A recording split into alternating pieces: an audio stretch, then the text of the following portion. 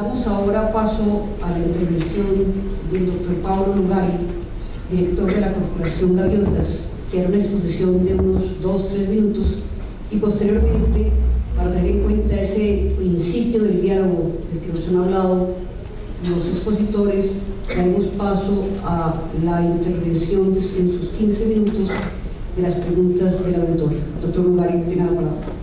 Muchas gracias.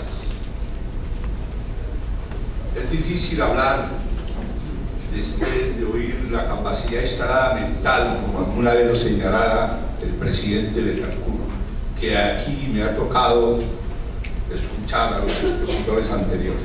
Sin embargo, trataré de hacer algo en este sentido.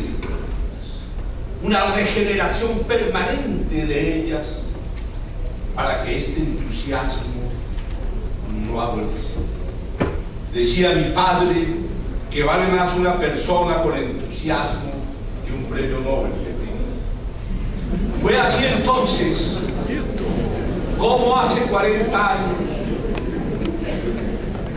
un grupo de colombianos disciplinados e indisciplinados, con academia y sin academia, ingenieros e ingeniosos, nos adentramos en la mitad de la Orinoquia, en un sitio lejos de todo y cerca de nada, que lo llamamos Gaviotas, en vez de denominarlo Centro de Investigaciones para el Trópico Húmedo, lo cual producía cierta lejanía de nuestros futuros vecinos, porque en ese entonces no sabíamos. Estábamos lejos de todo y cerca de nada. Y en aquel entonces, parodiando al poeta, gritábamos en la mitad de los llanos, además como una terapia de la marina, y lo único que nos contestaba era la voz del silencio. Pero esto fue precisamente lo que hizo una investigación poética, porque no hay nada más creativo que la poesía, a pesar de las realizaciones cotidianas y prácticas de Gaviotas, como la que hicimos en Medellín hace 30 años, al hacer la instalación en ese entonces de agua caliente por la energía solar más grande del mundo en la nueva villa de Aburrá, que todavía funciona perfectamente, porque no se trata de consumir más, sino de consumir mejor. Pero, ¿cuál fue nuestro eje? Nosotros trazamos caminos con derecho al atajo. No creemos en los estilos y en los esquemas preestablecidos, pero había un eje del cual todos estábamos convencidos, que era el eje de la sustentabilidad, cuando en ese entonces la opinión pública mundial apenas asomaba a estos intentos de conceptualizar la sustentabilidad. Y me acuerdo que unos meses antes, algunos de esos peregrinos hacia Gaviotas habíamos estado en una conferencia de nuestro amigo más tarde, Carl Sagan, el director del Departamento de Astrofísica de la Universidad de Cornell, que decía: en ciencia y tecnología la única verdad sagrada es que no hay verdades sagradas. Y eso hizo que tuviéramos que intentar un proceso de desaprendizaje. Eso hizo que la forma en que nosotros mirábamos tecnológica y científicamente la zona de vertiente y de cordillera no era la apropiada para desarrollar sosteniblemente la altillanura del trópico cálido de la cuenca del Orinoco, o del soberbio río Orinoco, como lo llama la Cundodera. Y este proceso de desaprendizaje fue realmente tortuoso, porque muchos se negaban a dejar de atrás los conocimientos del cretinismo universitario de que hablaba el anterior expositor para poder entender la racionalidad tropical, el hecho de estar inmersos entre Cáncer y Capricornio y más aún estar en la línea ecuatorial, que es el trópico del trópico. Estoy cambiando mi esquema de eso.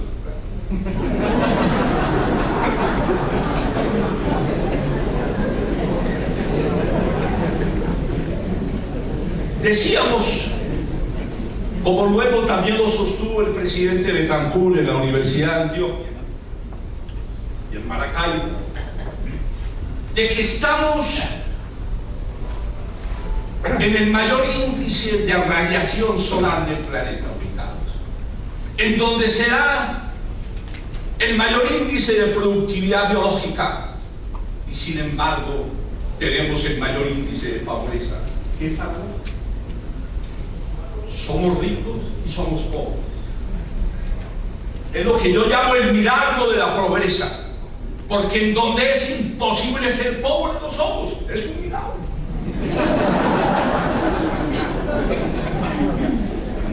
Y decía hace poco en el auditorio de la Universidad Carnegie Mellon, hace 2 años, de que hace 200 años Estados Unidos de Norteamérica era en todo mucho más atrasado que América Latina, que ganó la independencia pero perdió la integración. Ahora somos no sé cuántas repúblicas.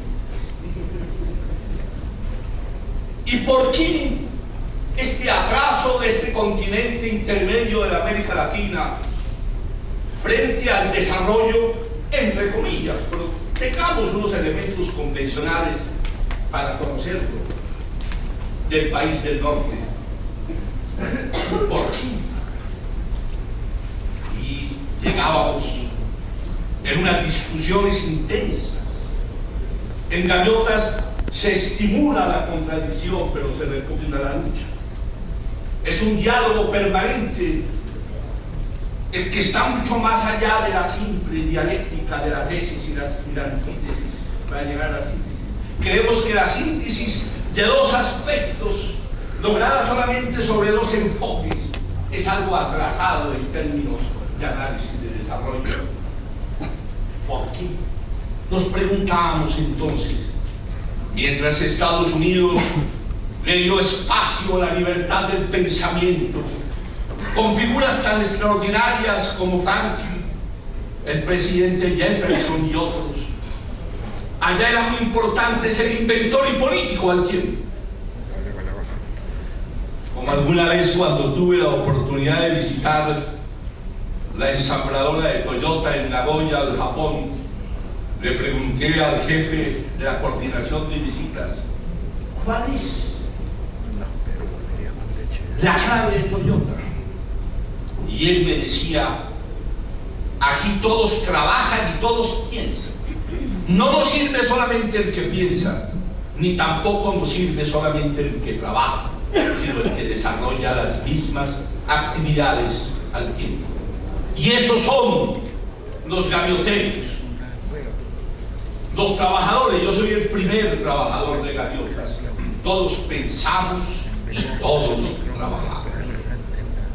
Luego, más tarde, me llevó a un almacén gigantesco y me dijo que solamente había pérdidas de $20,000 al año. Yo le pregunté, ¿cómo he logrado eso?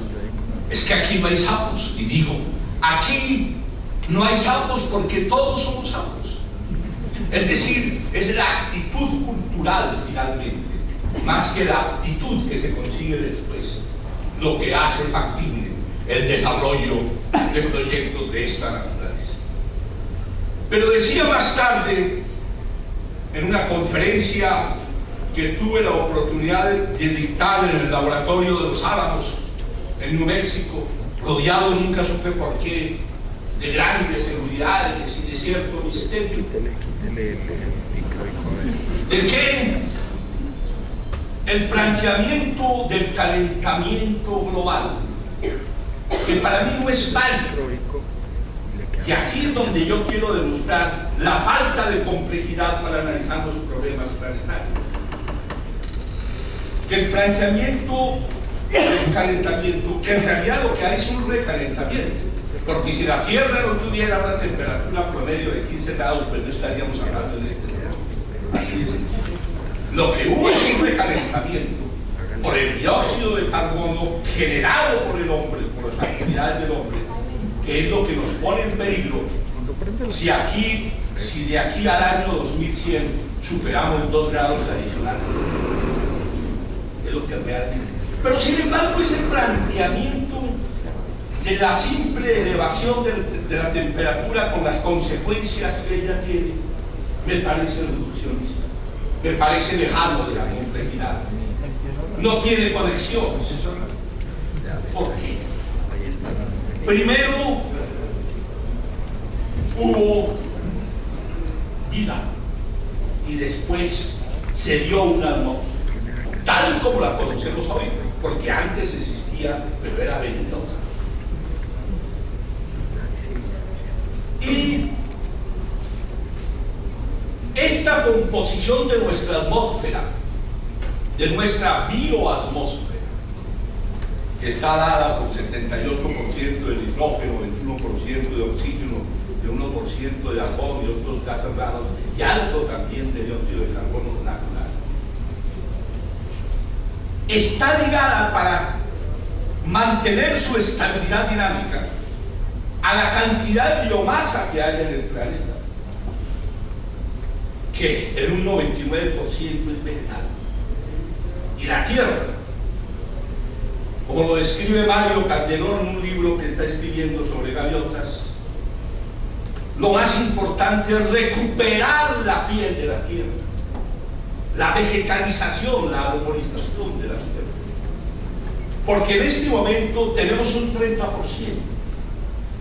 Si ese 30% llegase al 15 o al 20 no más de la cubierta vegetal, nosotros creemos, lo de menos es el efecto de invernadero, es que la composición química de la atmósfera y su patrón de comportamiento, sin esa cantidad de biomasa, todavía puede permitir la vida, y sobre todo la vida humana, como también lo señala Adam Weissman en su libro sobre mundos y nosotros, por la Tierra sin mar, que está próximo inclusive a presentarse un video sobre esa materia.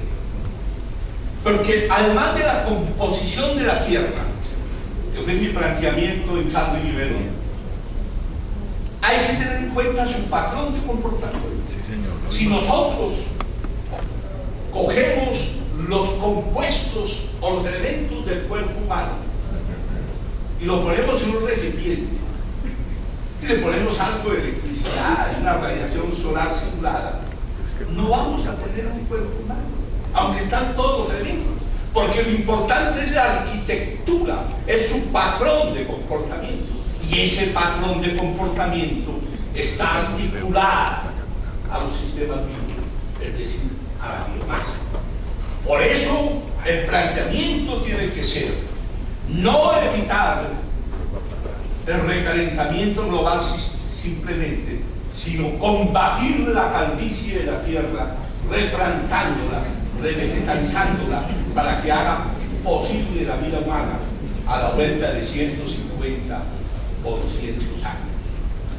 Y obviamente que estos planteamientos, que no están de moda como el simple calentamiento global, pues causan escozor en los niveles académicos, no solamente de Colombia, sino inclusive de los mismos Estados Unidos y Norteamérica. Por eso Gaviotas, con los excedentes que le produjeron sus contratos de energía solar, empezando por el de la nueva villa de Aburrá de Medellín, que en su época fue el más grande del mundo, con esos excedentes empezamos a repoblar las sabanas áridas de los llanos orientales, del Yambalé, y pudimos descubrir en aquel entonces, en las gimnasias mentales tan frecuentes, de que decían que eran suelos pobres, para nosotros eran pobres, pero para cerebros pobres, eran suelos diferentes. Y en base a eso, hicimos una excursión patrocinada mediante contactos que nos hizo el profesor Chultes a la selva maya del Petén en Guatemala y a la Mosquilla nicaragüense, que hasta 1928 era colombiana. Por eso no entiendo por qué por una simple separación política las autoridades ambientales no permiten que el vino Tropical Caribe sea un vino nativo. Simplemente un acto diplomático le quitó esa calidad de nativo. No termino. Y este bosque, ya voy a terminar,